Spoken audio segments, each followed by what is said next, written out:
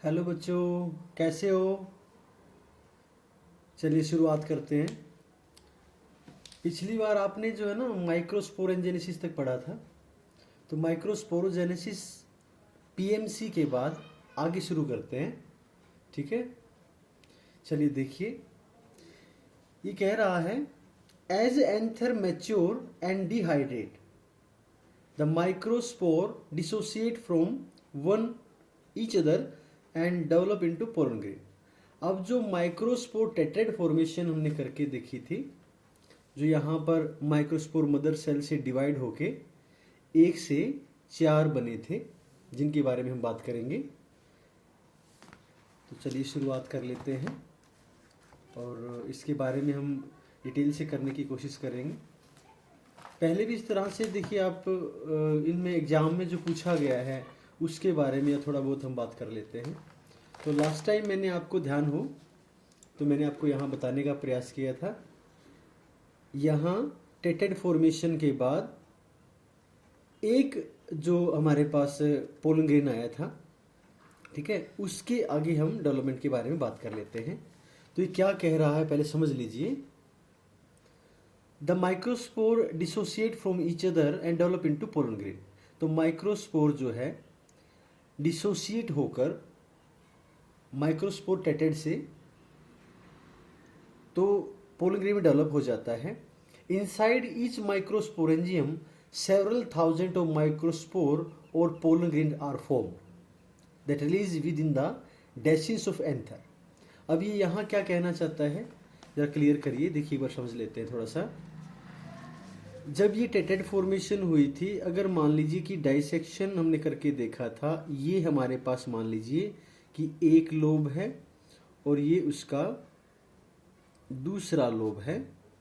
यहाँ से filament release हुआ, तो इस अंदर के जो ये एक पार्ट है थैले की तरह जो आपको दिख रहा है, ये इस एक के अंदर बहुत सारे पोलन ग्रेन यानी थाउजेंड ऑफ पोलन ग्रेन्स बन जाते हैं। और सामने से देखने पर ये कुछ, यानी आप देखें जरा, इस तरह से आप इसमें ऑब्जर्व कर पाएंगे। सामने से देखने पर इस तरह से, तो जब ये माइक्रोस्पोरेंजियम डिहाइड्रेट हो जाएगा, ये जो हम तीन पार्ट यहाँ सेल्स देख रहे थे, आपने पहले बना के दिखाया गया था आपको, तो इसके अंदर बनते हैं, इससे बहुत सारे पोलन ग्रेन बनते हैं। ठीक है, और मैं किसी एक को बाहर लेकर आऊं और उसको अगर देखें तो वो इस तरह से एक पोलन ग्रेन बनता है। ठीक है, उससे एक पोलन ग्रेन बन जाता है। तो सबसे पहले पोलन ग्रेन के बारे में बात कर लेते हैं। चलिए, जो पोलन ग्रेन है रिप्रेजेंट करता है मेल गेमेटोफाइट को। और if you touch the open anther of hibiscus or any other flower you would find depositions of yellow powdery pollen grain on your finger. अगर इसको समझिए, आपने गुड़हल का पौधा देखा होगा और उसी में हम थोड़ा प्रयास कर लेते हैं बनाने का। वो कुछ आपका थोड़ा सा ऐसा दिखाई देता है। अगर मान लीजिए ऐसे लंबाई में देखें तो ऐसे इस तरह से ये आपको कैलिक्स मिलेंगे, जिनकी संख्या 5 होती है। फिर यहाँ पर ऐसे छोटे कैलिक्स मिलेंगे, सब कैलिक्स जिनको बोलते हैं। फिर ये पेडिकल, और यहाँ से फ्लावर को देखा जाए तो ऐसा फ्लावर आपको देखने को मिलता है, ऐसे ऐसे फ्लावर देखने को मिलता है। और इस फ्लावर में सेंट्रली देखा जाए तो यहाँ ओवरी, फिर ये स्टाइल, और बाहर की तरफ जाओगे तो वहाँ पर इस तरह से स्टिग्मा रिसेप्टिव सरफेस देखने को मिलता है आपको। ये आपने गुड़हल के पौधे में देखा होगा, इसको गुड़हल को ऐसा ऐसा ही दिखता है लगभग वो। तो इसमें यहाँ पर ओव्यूल होते हैं, ये इसके साथ ही यहाँ पर फिलामेंट एंथर ऐसे करके ये एक्रोपेटल सक्सेशन में मिलते हैं। थोड़े से यंग ऊपर की तरफ और बेस पर मैच्योर आपको दिखाई देंगे। तो ये आपको फिंग यानी फिलामेंट एंथर के बारे में और ये ऊपर का सरफेस जो है ये रिसेप्टिव सरफेस आपको दिखाई देता है। ये गुड़हल के अगर आप देखें चाइना रोज को यानी हाइबिस्कस रोजा साइनेसिस को देखें, और इसकी अगर आप मैं बात पहले भी हम बात कर रहे थे, अगर किसी स्लाइड पर, ये कोई स्लाइड है, इसके ऊपर डस्टिंग की जाए, ऐसे की डस्टिंग की जाए, या आप इसको टच करके दिखेंगे तो आपकी फिंगर पे यहाँ येलोइश पाउडर लग जाएगा एक, ठीक है। तो वो बहुत छोटे छोटे पार्टिकल्स जो होते हैं वो एक्चुअल में एंथर ही होते हैं, ठीक है। इनके बारे में बात कर रहे हैं। चलिए आगे बढ़ते हैं। तो फिर जो पोलन ग्रेन है, sprinkle the grains on your drop, यानी grain on a drop of water taken a glass slide and observe under microscope. अगर माइक्रोस्कोप में देखें तो you will really amaze that variety of architecture, size, shape, colour and design के pollen grain आपको देखने को मिलेंगे फ्रॉम डिफरेंट स्पीसीज। अब ये जो यहाँ पर आप डायग्राम देख पा रहे हैं, ये पिक देख पा रहे हैं, तो इसमें अलग अलग तरीके से पोलन ग्रेन के साइज, डिजाइन नजर आ रहे हैं आपको। जैसे ये एकन टाइप का है, देखिए बिल्कुल स्पंज, इसके बाहर की तरफ स्पाइंस नजर आ रहे हैं आपको ऐसे। तो ये पोलन ग्रेन के इलेक्ट्रॉन माइक्रोस्कोप से स्कैन किए गए कुछ पिक्चर्स आप देख पा रहे हैं। बहुत छोटा साइज उसमें आप मेजर कर सकते हैं, देख सकते हैं। तो ये एक पोलन ग्रेन बनता है। और इसने पहले ही कहा आपको architecture, size, shape, colour, design से आपको पोलन ग्रेन अलग अलग मिलेंगे, अलग अलग स्पीसीज के। आपसे मैच करते हुए नहीं दिखाई देंगे, अलग अलग मिलेंगे। तो pollen grain are generally spherical, measuring about 25 to 50 micrometre in diameter. अब अगर इसको देखा जाए तो एक पोलन ग्रेन की अगर हम बात करें तो बच्चों वो एक पोलन ग्रेन जिसके इनसाइड अगर आप देखेंगे तो ये मेम्ब्रेन नजर आएगी आपको, साइटोप्लाज्म मान लो, इनसाइड उसमें न्यूक्लियस की ऑब्जर्वेशन देखेंगे आप, और फिर इसके बाहर की तरफ ये एंटाइन आप देखेंगे, और फिर बच्चों ये स्पाइनी टाइप से ऐसे ये आप एक्साइन देख पा रहे हैं। तो ये एक पोलन ग्रेन है जिसके बारे में आप देख रहे हैं। तो ये एक्साइन पार्ट है उसका, ये उसका एंटाइन पार्ट है, न्यूक्लियस है, इस तरह से। और इसके बारे में डिटेल से बात भी करेंगे। तो ये जो डायमीटर की बात करता है, लगभग ये जो बाहर का आउटर राउंड फिगर में जो ये डायमीटर है वो 25 to 50 माइक्रोमीटर में है। तो ये माइक्रोमीटर में है, आप इसको देखेंगे, ठीक है। वो छोटा साइज होता है वाटर, जिसको यानी जिसको आप देखें तो उसके अंदर साफ तौर पर नजर आएगा आपको। हार्ड लेयर जो it has a prominent 2 layer, तो इसमें 2 लेयर मैंने आपको भी बताई, इसके अंदर 2 लेयर मैंने आपको बताई, एक्साइन और एंटाइन, इसी की बात कर रहा है ये। तो इसमें आउटर 2 लेयर्स होती हैं। The hard water outer layer called exine made up of A sporopollenin which is one of the most resistant organic non. अब बच्चों ये एक हमारे पास से ऑर्गेनिक मटेरियल है। अगर देखा जाए तो इसका जो एक्साइन बना हुआ है ये एक्साइन, तो ये एक्साइन में आप यहाँ पर एक बाहर की तरफ देखें तो hard material organic compound observe कर पाएंगे। ये इसे इस तरह से हम इसको अलग से दिखा रहे हैं, ध्यान से देखिए। तो ये बाहर से एक्साइन जो बनी हुई है ये एक्चुअल में एक ऑर्गेनिक मटेरियल है, एक ऑर्गेनिक मटेरियल जिसका नाम है स्पोरोपोलेनिन। अब स्पोरोपोलेनिन जो है इससे बना होता है एक्साइन। और इससे एक बात मैं आपको बता दूं कि ये जो एक्साइन पार्ट है जिससे बना हुआ स्पोरोपोलेनिन से, ये ऑर्गेनिक मटेरियल उस एक्साइन को एक हार्ड कवरिंग देता है, हार्ड कवरिंग देता है, जिस पर खास तौर पर अगर समझा जाए तो ह्यूमिडिटी, एसिड का या किसी बेस का उस पर असर नहीं पड़ता है। और ये इसलिए होता है बच्चों कि जब अनफेवरेबल कंडीशन होती है, क्या होती है, अनफेवरेबल कंडीशन होती है उस टाइम पर, यानी जैसे इसमें पौधा उगना होता है, उस बीज को जो वहाँ पर पोषण चाहिए, नमी चाहिए, ऐसी कंडीशन अवेलेबल ना हो, उस टाइम पर ये एक्साइन पार्ट उसको कवर करके रखता है, ठीक है, और लंबे समय तक उसको रखा जा सकता है। इसी बारे में हम बात करेंगे। एक क्रायो प्रिजर्वेशन होती है, उसके बारे में हम बाद में बात करते हैं, जहाँ इनको स्टोर किया जा सकता है जैसे। तो आगे बढ़िए बच्चों। तो ये एक हार्ड मटेरियल का बना होता है और ये it can withstand high temperature.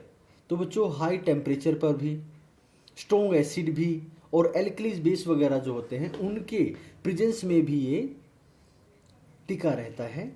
No enzyme that degrade sporopollenin is so far known. अभी तक हमें ऐसे एंजाइम के बारे में जानकारी नहीं है जो उसको स्पोरोपोलिन को डिग्रेड कर सके। यानी डिग्रेड का मतलब होता है किसी भी ऑर्गेनिक या किसी इनऑर्गेनिक सब्सटेंस को, या यूं कह लीजिए ऑर्गेनिक कंपाउंड को इनऑर्गेनिक सब्सटेंस में बारीक पार्टिकल्स में तोड़ना, डिग्रेड करना कहलाता है। ये ह्यूमस फॉर्मेशन में हेल्प करते हैं इस तरह की चीज़ें। इज सो फॉर नोन, अभी तक इसके एंजाइम के बारे में जानकारी हमें नहीं है। दूसरी बात बच्चों, pollen grain exine has prominent aperture called germ pore. तो पोलन ग्रेन जो होता है, एक्साइन जहां होता है, उस एक्साइन पार्ट में कहीं पर एक अपर्चर जिसको हम बोलते हैं, यानी प्रोमिनेंट अपर्चर जहां से इंट्री एग्जिस्टेंस हो सकता है, उसको हम जर्म पोर बोलते हैं, जहां स्पोरोपोलिन एब्सेंट होता है। तो कुछ ऐसा मान लो, कुछ ऐसा हम देख सकते हैं, कुछ ऐसा देखेंगे। जैसे मान लो कि ये तो था आपका एक्साइन इंटाइन और ये बाहर है आपका एक्साइन। तो एक जगह ऐसी आएगी जहां ऐसे दिखा दो, यानी जो बाहर का ये एरिया तो है सारा स्पोरोपोलिन डिपॉजिट है, लेकिन यहाँ पर आप देखिए कि एक ऐसा अपर्चर पार्ट है ये, जहां इसकी यानी स्पोरोपोलिन की डिपोजिशन आपको दिखाई नहीं दे रही है। तो इसको हम बोलेंगे, इस ओपनिंग को जर्म पोर बोलेंगे, इसको हम जर्म पोर बोलते हैं, ठीक है। तो ये प्रोमिनेंट अपर्चर जो यहाँ पर देख रहे हैं आप लोग, इस तरह से, जहाँ पर बाकी एक्साइन की, यानी एक्साइन के अंदर जहाँ पर स्पोरोपोलिन की डिपोजिशन नहीं होती है, उस एरिया को, उस जगह को हम जर्म पोर बोलते हैं, ठीक है। चलिए आगे बढ़ते हैं बच्चों। तो इसका क्या रोल होता है ये भी हम बात करेंगे। Pollen grain are well preserved as fossil because of presence of sporopollenin. तो इसको जीवांशम के रूप में भी, यानी आप किसी और पुरानी डेड बॉडी जैसे देखते हैं और वो प्रिजर्व रह जाए, जिसका डिकम्पोजिशन ना हो पाए, जैसे मान लो बहुत कम तापमान पे या बहुत हाई टेम्परेचर जो होता है उसके बीच में भी वो अगर एग्जिस्ट कर सके, ऐसे कुछ। जैसे आप ये कई बार किसी पुरानी बॉडी को, जैसे मान लो हम डायनासोर की बात करें तो हमने देखा होगा कि वो प्रिजर्व फॉर्म में हमें मिले हैं, उनकी हड्डियां हमें मिली हुई है, तो वो जीवाश्म होता है। या कोई ऐसा जीव जो मृत हो गया है और उसको बॉडी डिकम्पोज नहीं हो पाई है, खास तौर पर ऐसे, तो वो फॉसिल्स के रूप में भी पोलन ग्रेन को आप प्रिजर्व करके देख सकते हैं। क्योंकि स्पोरोपोलिन, मैंने अभी आपको बताया कि एक हार्ड ऑर्गेनिक कंपाउंड है जो एक्साइन का बना होता है, एक्साइन के उससे बना होता है, और एक्साइन को वो ब्रेकअप होने से, डिग्रेड होने से बचाता रहता है। Exine exhibit A fascinating array of pattern and design.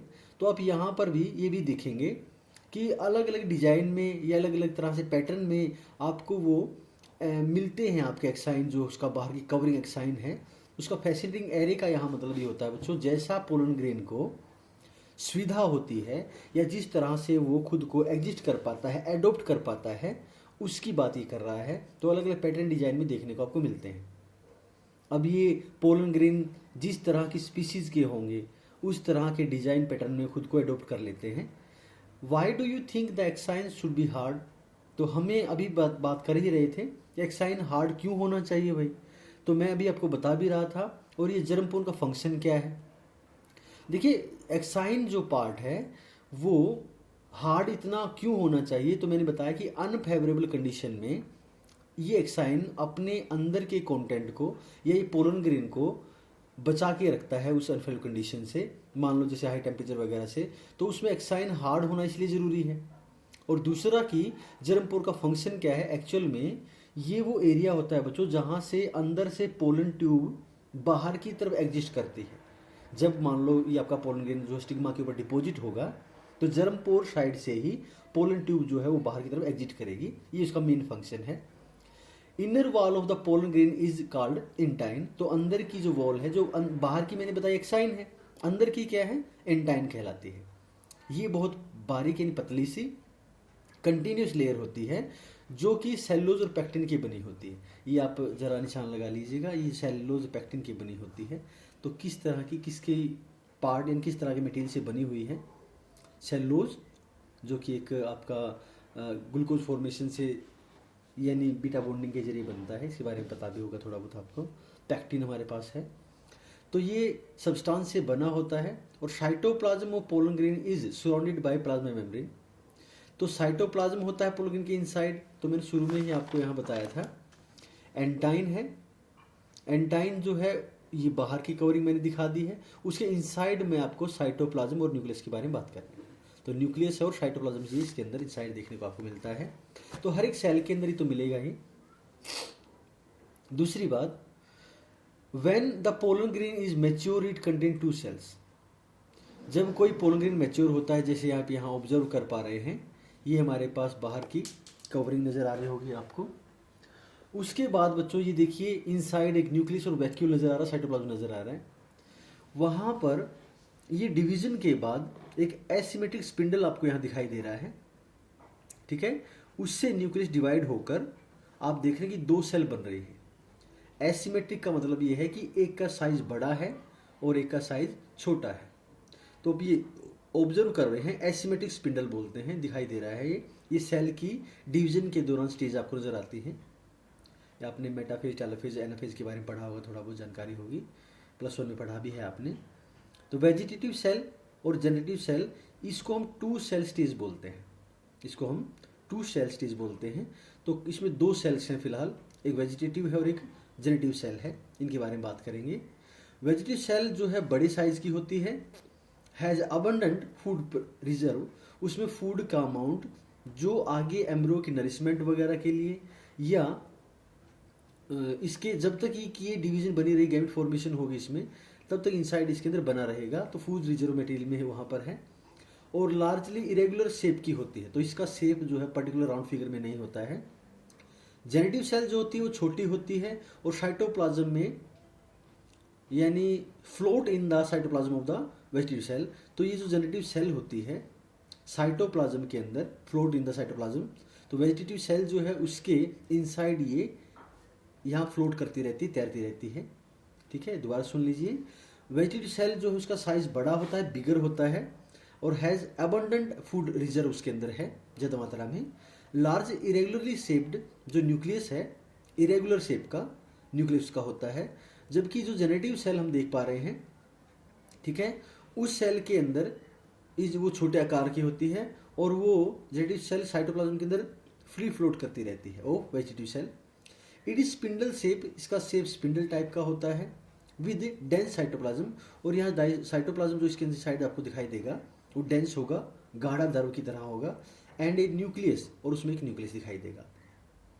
अब बच्चों ये कहना चाहता है, लगभग ध्यान से समझिए, 60% के करीब एंजियोस्पर्म्स में, जितने आपके ये फ्लोरिंग प्लांट्स हैं उनमें लगभग 60% पोलन ग्रेन जो है जब शेड ऑफ होते हैं यानी परिपक्व होते हैं, मैच्योर होते हैं, तो वो 2 सेल स्टेज में होते हैं। यानी उसके अंदर एक वेजिटेटिव सेल और जेनेटिव सेल आपको देखने को मिलेगी। रिमेनिंग स्पीसीज जो बाकी बच जाती हैं लगभग, उनके अंदर जेनेटिव सेल बाद में डिवाइड करती है माइटोटिकली और वो आपको 2 मेल गैमेट बनाकर देती है। अब ये माइटोटिकली डिवीजन हो रही है तो ये रिडक्शनल डिवीजन नहीं होती है। इसका मतलब ये हुआ कि जो क्रोमोसोम सेट नंबर होता है वो जो पहले सेल में है, जेनेटिव सेल के अंदर है, बाद में भी एज इट इज बना रहेगा, अपना कंटेंट दुगना करके लगभग वो डिवाइड होते हैं। तो लगभग उनके अंदर क्रोमोसोम सेट जो है मेंटेन रहता है यहाँ पर। तो 2 मेल गैमेट हैं। तो जब ये पोलन ग्रेन शेड ऑफ होगा यानी बाकी 40% जो स्पीसीज है उनके अंदर, तो वहाँ 3 सेल स्टेज होगा। इसका मतलब 3 सेल स्टेज का मतलब क्या है यहाँ पर, उसका मतलब ये है बच्चों कि इसके इनसाइड जो सेल थी ये, ठीक है, ट्यूब न्यूक्लियस वेजिटेटिव सेल मान लीजिए, और यहाँ जेनेटिव सेल से 2 बन जाते हैं।